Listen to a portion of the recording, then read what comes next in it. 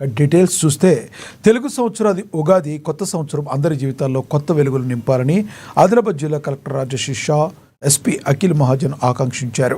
శ్రీ పరాభవనామ సంవత్సర ఉగాది పర్వదినాన్ని పురస్కరించుకుని గురువారం పట్టణంలోని గోపాలకృష్ణ మఠంలో జరిగిన వేడుకలకు హాజరయ్యారు. ఆలయ అర్చకులు వారికి పూర్ణకుంభంతో స్వాగతం పలికారు.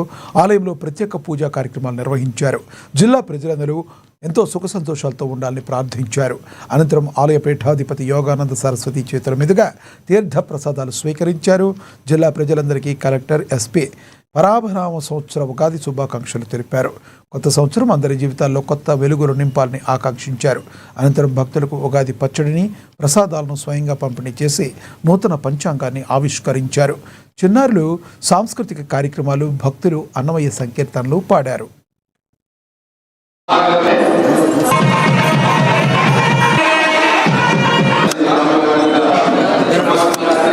హిందూ నూతన సంవత్సరం మరియు ఉగాది పండుగ శుభాకాంక్షలు తెలియజేస్తున్నాము. ఈరోజు ఇక్కడ గోపాలకృష్ణ మఠంలో మరియు ఉగాది పచ్చడి మరియు హిందూ క్యాలెండర్ కూడా ఆవిష్కరణ చేయడం జరిగింది.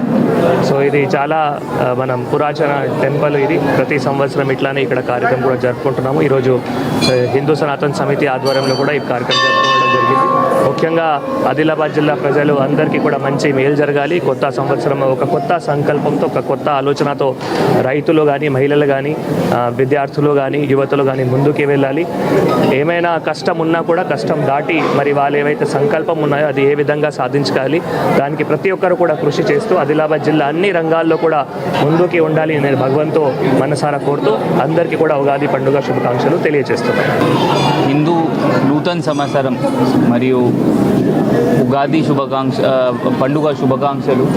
ఎట్లా మన ఒక ఉగాది పచ్చడిలో అన్ని టేస్ట్ ఉంటాయి, అట్లా మన లైఫ్ కూడా అన్ని ఇమోషన్స్ ఉంటాయి.